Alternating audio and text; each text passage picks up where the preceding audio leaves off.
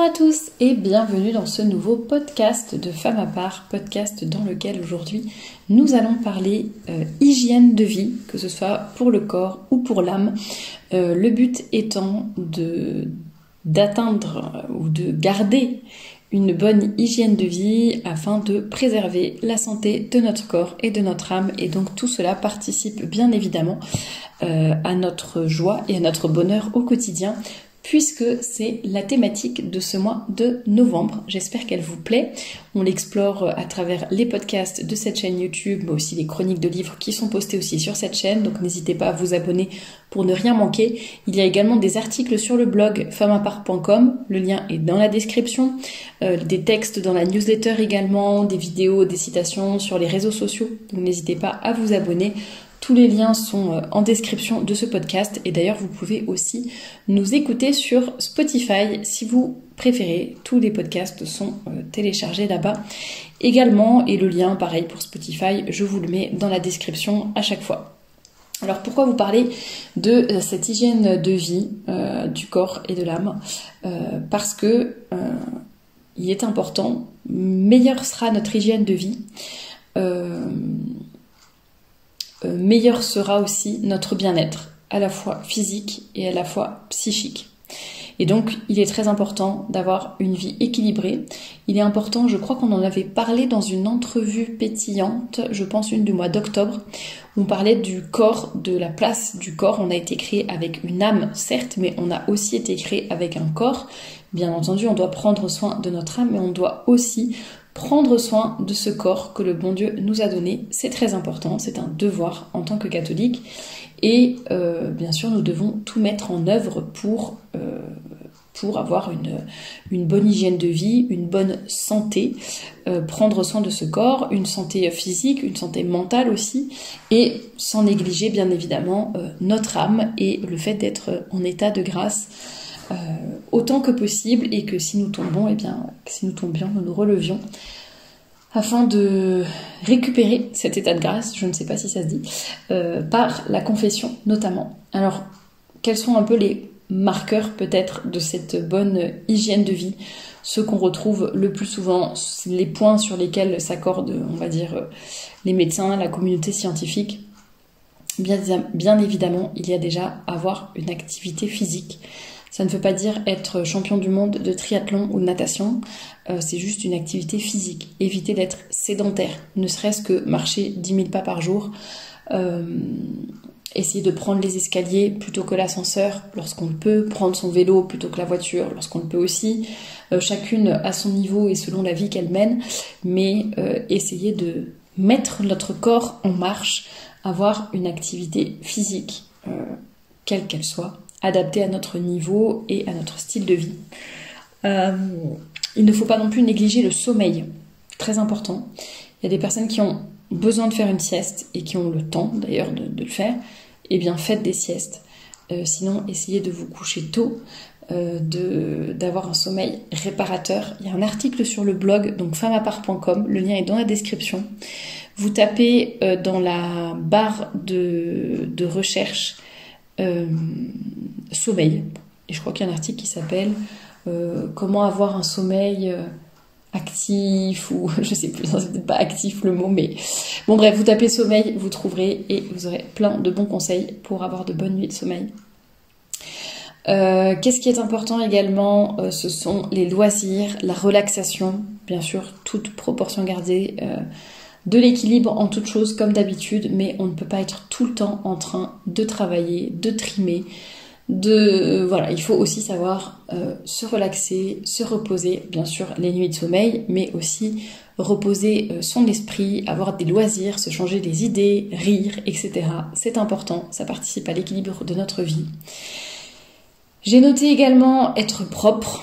Alors ça peut paraître un petit peu basique comme information, mais pour certaines personnes ça l'est moins. Donc être propre, donc se doucher, avoir les cheveux propres, avoir les ongles propres, dormir dans des draps propres par exemple, laver régulièrement ses habits, ses draps, etc. Et être propre sur soi, au-delà de l'hygiène pure et dure du corps, j'allais dire, Il y a aussi être propre sur soi, donc avoir des habits repassés qui ne sont pas troués, avoir des chaussures qui sont cirées, porter des vêtements qui nous vont, qui sont à la bonne taille, qui correspondent à notre style de vie, à nos activités, des vêtements, enfin les couleurs qui s'accordent bien, les bons accessoires, etc. Bon, ça j'en ai déjà parlé à de nombreuses reprises, dans des podcasts, dans des articles, donc je ne m'étends pas plus là-dessus, mais c'est vrai que l'hygiène, enfin c'est à la fois la propreté du corps, mais aussi ce qu'on appelle vraiment être propre sur soi, donc l'extérieur, ce qu'on va montrer. Boire souvent de l'eau, alors c'est vrai qu'il y en a beaucoup qui sont accros peut-être au soda, aux boissons sucrées, etc. Mais c'est important aussi, ou au café, ou je ne sais quoi, c'est important aussi de boire de l'eau, juste de l'eau quoi, de l'eau pure, de l'eau toute simple. C'est important et souvent on ne s'hydrate pas assez. Alors pour être sûr de boire suffisamment, ce que je vous encourage à faire, c'est par exemple d'avoir une petite bouteille d'1 litre ou 1,5 litre. Et puis, bon, ça dépend si vous buvez à côté des cafés, des infusions, etc. Essayez de se dire, d'ici ce soir, je dois avoir terminé cette bouteille et vous la posez, je sais pas, dans votre cuisine, sur votre bureau, peu importe. Et vous savez que d'ici le soir, eh bien, vous devez avoir bu, quoi. Et donc, régulièrement dans la journée, vous prendrez des petits verres d'eau et vous saurez que vous avez au moins bu 1 litre, plus 1 litre d'eau pure, plus 2 infusions, un café, je ne sais quoi, mais vous serez suffisamment hydraté. En ce qui concerne plus, j'ai un peu tout mélangé, en ce qui concerne plus la santé de l'âme, bon, bien évidemment, la prière, les sacrements, fréquenter le confessionnal, parler à un prêtre, avoir des lectures spirituelles. Pareil, j'en ai déjà parlé à de nombreuses reprises, donc n'hésitez pas à aller sur le blog, il y a pas mal d'informations, de conseils sur la méditation, sur la vie spirituelle en général, les lectures, etc. Il y a également la bibliographie du blog, il n'y a pas que des livres spirituels dedans, mais c'est trié par catégorie. Donc vous allez dans bibliographie, livres par catégorie, et là vous aurez tout simplement toute une liste dans la rubrique vie spirituelle et vertu, je crois que je l'ai appelée. Et il y aura pas mal de choses diverses et variées selon votre spiritualité justement, et vous trouverez forcément quelque chose pour vous inspirer et vous élever. J'ai noté le silence aussi, qui est important pour l'hygiène de vie. Savoir rester en silence, ne pas être tout le temps avec du bruit dans les oreilles ou du bruit devant les yeux, avec les écrans. Savoir aussi avoir des moments de calme. Vous voyez, là on entend l'horloge. Bref, essayer de pas toujours être en train d'écouter de la musique, écouter un podcast, même si c'est des choses bonnes. Enfin, c'est bien aussi d'écouter de la musique. On peut se former, apprendre beaucoup de choses en écoutant des podcasts, mais savoir aussi avoir des moments, je sais pas, dans un trajet en voiture, eh bien, si vous avez un long trajet pour aller chercher les enfants à l'école ou quoi, eh bien, vous dire, allez, les 5 premières minutes, je n'écoute rien, je ne passe pas de coup de fil, je n'écoute pas de musique, rien du tout, je regarde l'horloge, hop, 5 minutes, c'est parti, 5 minutes en silence, entre guillemets. Et, ou je sais pas, ou si vous êtes dans le métro pour aller au bureau, bon, essayez de se dire, allez, il y a 5 minutes, juste 5 minutes sur un trajet d'une demi-heure, d'une heure, hop, 5 minutes, je ne fais rien, je ne regarde pas mon téléphone et je n'écoute rien. Voilà, ça peut faire du bien aussi. Qu'est-ce qui peut participer à une bonne hygiène de vie? C'est aussi la nature. J'en ai parlé un petit peu, je crois, dans le premier podcast de cette thématique, donc celui du 8 novembre. J'avais déjà un peu parlé de la nature, de l'importance de respirer de l'air pur, plus ou moins pur, selon là où vous habitez.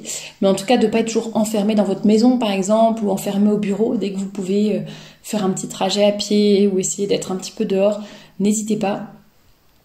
Par exemple, entre midi et 2, ça peut vraiment faire du bien, qu'il pleuve, qu'il vente, qu'il y ait du soleil, hop, on sort. C'est Marie-Noël qui disait, s'il y a du soleil, ça vous redonnera le sourire, s'il y a du vent, ça chassera vos mauvaises pensées, s'il y a de la pluie, ça nettoiera votre âme, ou je sais plus, quelque chose comme ça.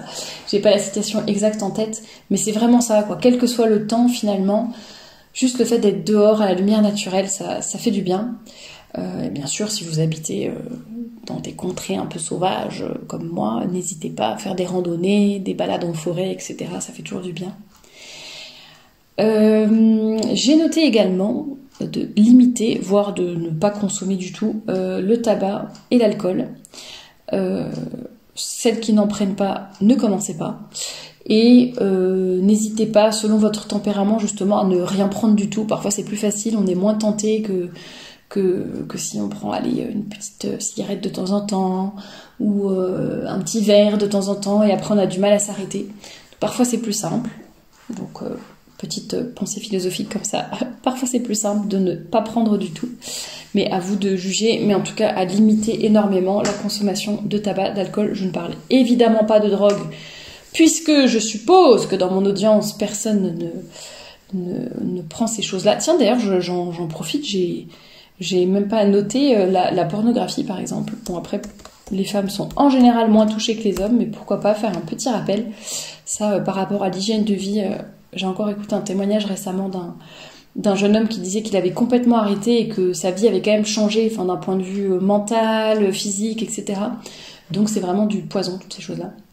La vie sociale, j'ai noté, parce que c'est important, je parlais du loisir, de la relaxation, d'avoir des interactions sociales, de voir des gens, d'échanger, etc.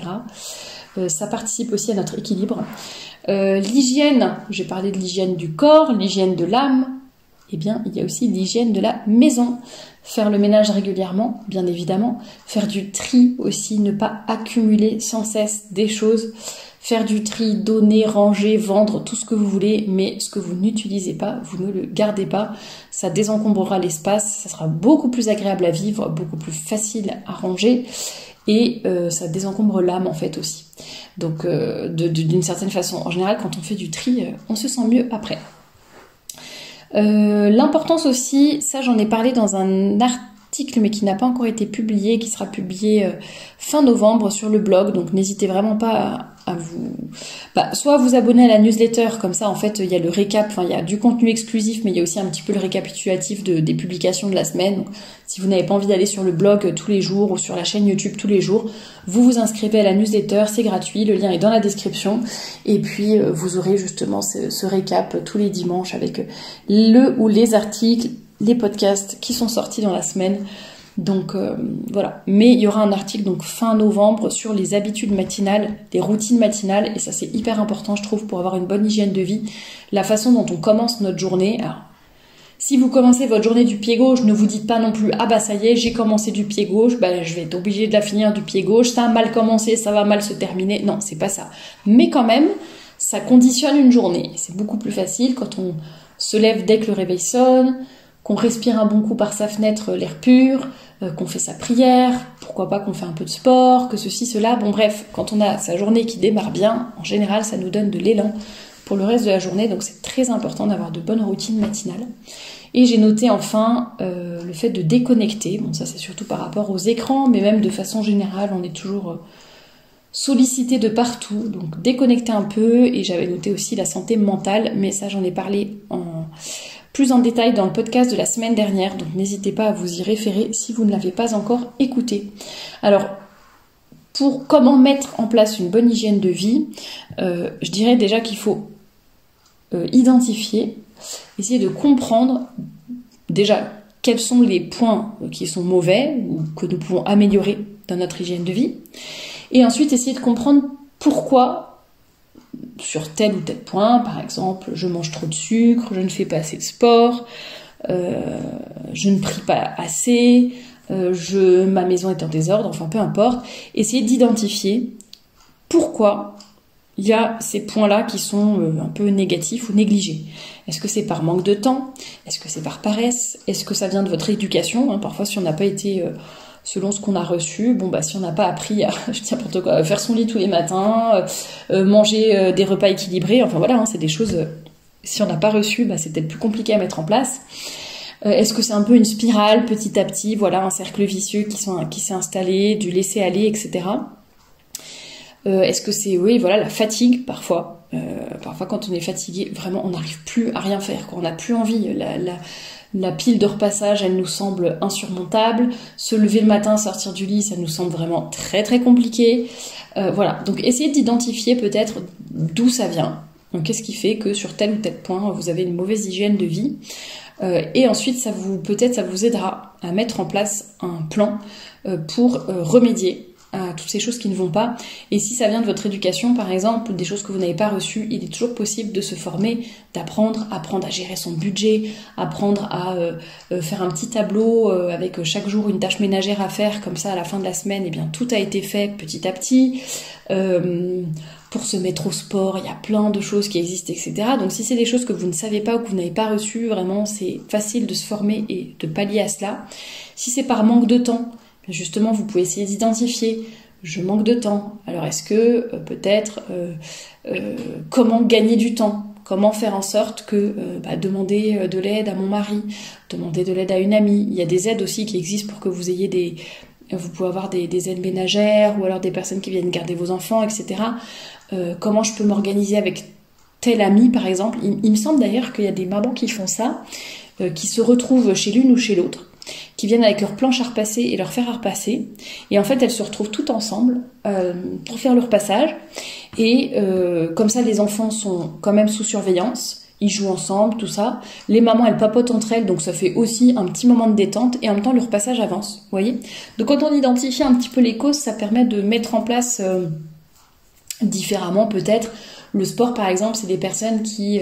moi, je sais que je fais partie de ces personnes-là, mais vraiment faire du sport le soir ou en fin de journée, mais...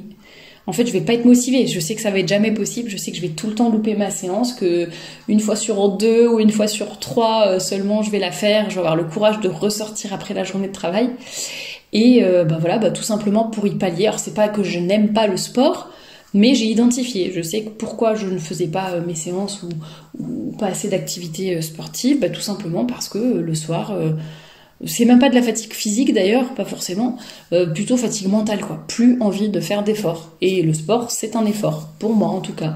Donc qu'est-ce que je vais faire? Eh bien hop, je vais faire mon sport dès le matin, première chose, après la prière, hop le sport comme ça c'est fait, on n'en parle plus, on coche ça sur la to-do list et c'est terminé. Donc vous voyez quand on identifie un petit peu les causes, après on peut peut-être plus facilement mettre des choses appropriées en place pour y remédier. Et surtout, en tout cas, ce qui est important, c'est de mettre en place quelque chose, c'est de faire un plan. Ça, c'est vraiment la deuxième chose, identifier, faire un plan, et ensuite le faire petit à petit, le mettre en place petit à petit, ne pas vouloir tout changer du jour au lendemain, essayer de faire effort par effort, tranquillement, petit pas par petit pas, pour que finalement le changement soit vraiment pérenne. Donc, par exemple, si vous avez des gros problèmes au niveau de la nourriture, de ce que vous mangez, etc., si du jour... Alors, il y en a, c'est leur caractère. Du jour au lendemain, ils vont jeter toutes les cochonneries et changer tout leur menu du jour au lendemain. Pour d'autres, ça va être beaucoup plus difficile. Fixez-vous des petits objectifs. La première semaine, mon objectif, ça va juste être ne pas grignoter entre les repas. La deuxième semaine, mon objectif, ça va être manger des légumes ou un fruit ou je ne sais pas quoi, au moins une fois par jour. La troisième semaine, ça va être ne plus manger de sucreries, ou alors diviser par 2 le nombre de sucreries. Je mangeais une tablette de chocolat, je mangerai que la moitié. Vous voyez, faire vraiment petit à petit, on introduit les changements, et après, c'est plus facile. Les écrans, par exemple, alors si vous y arrivez, très bien. Si vous savez que vous passez 10 heures par jour sur vos écrans et que du jour au lendemain, vous arrivez à faire 1 heure, franchement, génial, bravo à vous et je vous admire. Si c'est pas le cas, vous pouvez faire petit à petit. Il y a normalement sur tous les téléphones, maintenant sur tous les smartphones en tout cas, il y a la possibilité de comptabiliser le nombre d'heures que vous passez dessus, le nombre que vous passez sur chaque application. Donc déjà le fait d'identifier, sur une journée de, je sais pas, je suis debout de 7h à 22h, sur 15 heures de ma journée, je vais passer 14 heures sur mon téléphone. Ah oui. Bon, après, ça dépend ce que vous faites sur votre téléphone. Si c'est pour utiliser le GPS, etc. Bon. Mais 14 heures sur le téléphone. Bon, là déjà, ça peut aider à prendre conscience qu'il y a un problème. Regardez sur quelles applications vous passez le plus de temps. Assez sur les réseaux sociaux, assez sur YouTube, assez sur je ne sais pas quoi. Bon, au moins vous identifiez, vous savez. Ou sur les jeux, par exemple. Bon, je sais que j'ai pas un problème avec les réseaux sociaux, mais j'ai un problème avec les jeux. Voilà, ça peut être ça. Donc déjà, en prendre conscience, mettre des limites de temps, soit une limite de temps générale sur le téléphone, temps d'écran aujourd'hui 5 heures, soit ça peut être sur des applications. Si vous savez qu'en soi, c'est pas vraiment votre téléphone qui pose problème, c'est plus l'application de jeu, ou alors juste Instagram par exemple, ou YouTube, bon, sur YouTube, je me mets une limite 2 heures max. Après, chacune adapte en fonction. Vous pouvez aussi désinstaller certaines applications, parfois c'est beaucoup plus simple. Installer des règles du type dans la chambre à coucher, il n'y a pas de téléphone, comme ça vous aide peut-être aussi à vous endormir plus rapidement. Donc il y a plein de petites choses comme ça, mais il faut faire un plan, et puis pas hésiter à faire au fur et à mesure aussi pour ne pas se décourager, ou ne pas viser trop haut et finalement après se sentir submergé et se dire j'y arrive pas, je suis sous tension en permanence à faire des efforts sur le sport, sur la nourriture, sur les écrans, sur ceci, cela. Donc parfois faire au fur et à mesure c'est plus facile. S'engager auprès de quelqu'un, ça peut aider. Ou alors faire avec quelqu'un pour le sport par exemple, vous pouvez dire avec une amie, tous les matins, de toute façon on se retrouve ensemble pour courir, on va ensemble à la salle de sport, ou juste par téléphone ou avec un petit texto, hop, tous les matins, on s'encourage mutuellement pour faire une demi-heure de sport, par exemple. Ou alors, donc soit faire avec quelqu'un, soit s'engager auprès de quelqu'un. Écoute, j'ai décidé que je passerai moins de temps sur mon téléphone, est-ce que tu peux me poser la question, que j'ai des comptes à te rendre à toi, comme ça m'aide, et je me dis, zut, voilà, je vais devoir lui dire que j'ai encore passé 10 heures sur mon tel, c'est pas possible, allez, ça m'encourage à passer moins de temps, etc. Donc ça peut aider. Et puis j'avais noté aussi le fait de conscientiser les choses. Parfois on voit certains reportages sur la nourriture. C'est là qu'on comprend ce qu'il y a dedans, toutes les cochonneries dans certaines choses, et on se dit ah non mais là c'est plus possible, je ne veux pas mettre ça dans mon corps et dans mon estomac. Et donc ça aide. Donc conscientiser les choses, se dire en fait là je suis en train de manger tant d'équivalents, je sais pas, par exemple la poignée de M&M's que je vais manger, en fait c'est, ou la glace ou je ne sais pas quoi, c'est l'équivalent, c'est comme si je prenais un demi-verre de sucre par exemple. Je dis n'importe quoi là, je sais pas les équivalents, mais vous voyez, et le fait de le savoir quand même, parfois ça remet les choses quand même en perspective. Se dire j'empoisonne mon cœur mon corps pardon. Si par exemple je fume, en fait je suis en train d'empoisonner mes poumons. Et puis peut-être se fixer un peu des objectifs ou se dire, en fait, si je continue comme ça, à n'avoir aucune activité physique ou quoi, je ne serai jamais capable d'aller courir avec mon fils, de jouer à telle chose avec ma fille, parce qu'en fait mon cœur sera pas assez fort, mes poumons seront pas assez développés, j'en sais rien, bref. Je serai pas assez entraînée, je vais être essoufflée au bout de 2 secondes et voilà. Donc peut-être essayer de se dire des choses comme ça, le positif qu'on va en retirer, comme ça aide à se motiver aussi.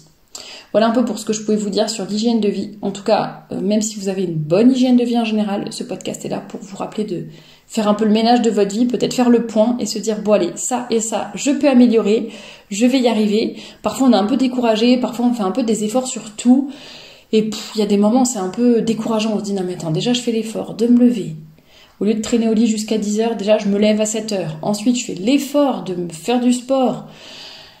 J'essaye de limiter le chocolat et je sais pas quoi. Et au fait, au bout d'un moment, on a l'impression d'être en train de faire des efforts tout le temps. Bon après ça dépend des caractères aussi. Mais c'est vrai qu'on peut péter un plomb. D'où l'importance, comme je l'ai dit, de l'équilibre, de la relaxation, des loisirs, de ne pas tout faire d'un coup, de ne pas avoir des attentes trop élevées, de se dire il y a un jour où on est un peu relax quoi. Il y a un jour où on va manger un peu ce qu'on veut, se coucher plus tard et voilà. Moi je sais que c'est un truc que je fais, c'est de me dire tel jour, le vendredi en fait, parce que forcément le samedi il n'y a pas trop de contraintes le matin, de me dire s'il y a un jour, tous les soirs j'essaie vraiment de faire des efforts pour me coucher tôt, etc. Bouquiner, me coucher tôt, pas trop d'écran, je sais pas quoi, et le vendredi c'est le jour où je me dis si je veux regarder un film ou je sais pas quoi, des séries jusqu'à minuit, si le cœur m'en dit hop je peux, c'est le jour où je me mets pas trop de contraintes du point de vue de l'heure du coucher, parce que je me dis il y a un jour où l'heure du coucher on s'en fiche, il y a un jour où l'heure du lever le samedi matin on s'en fiche, un jour où un repas ou je sais pas quoi dans la semaine où si je veux prendre un peu plus de sucre, un peu plus de gras ou je ne sais quoi, hop.